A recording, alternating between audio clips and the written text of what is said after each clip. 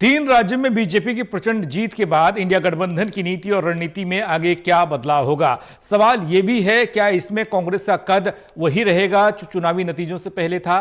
क्या इंडिया गठबंधन के सभी सदस्यों का रवैया वही रहेगा जो चुनावी नतीजों से पहले था, या फिर नतीजों के बाद नए सिरे से समीकरण सेट होंगे?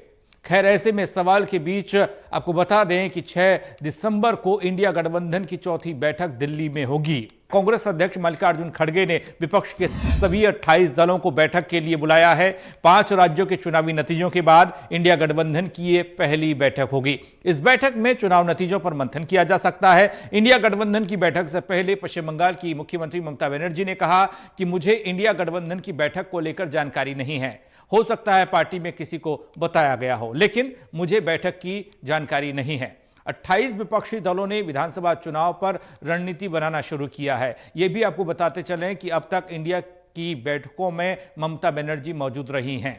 ऐसे में सवाल है कि क्या इस बयान के मायने निकाले जाएं। कांग्रेस के साथ संबंध को लेकर समाजवादी पार्टी के नेता अखिलेश यादव ने भी बड़ी बात कही है। इंडिया अलायंस की पिछली बैठक 31 अगस्त 1 सितंबर तक हुई थी मुंबई में। बैठक में अलायंस ने 5 कमेटियों का गठन किया था। इनमें कैंपेन कमेटी थी, कोऑर्डिनेशन कमेटी थी और रणनीतिक कमेटी थी। मीडिया, सोशल मीडिया और रिसर्च कमेटी शामिल है। इस बैठक में 28 विपक्षी दलों ने विधानसभा चुनाव पर रणनीति बनाई थी, लेकिन अब इन राज्यों के परिणाम आ चुके हैं, हालात बदल चुके हैं। ऐसे में अगली बैठक और रणनीति काफी अहम होने वाली है।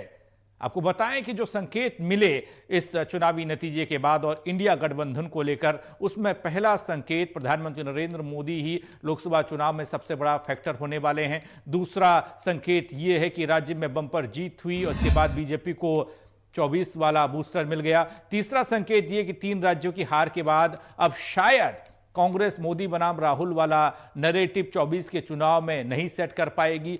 एक संकेत और, इंडिया गठबंधन में कांग्रेस के लिए कांटे और बढ़ेंगे, उसे अब क्षेत्रीय दल और चुनौती देंगे। 5वां संकेत अगर इसकी बात आती है तो मध्य प्रदेश, राजस्थान में बीजेपी के हिंदू कार्ड हिट होने के बाद लोकसभा चुनाव में हिंदुत्व का मुद्दा और बड़ा हो जाएगा।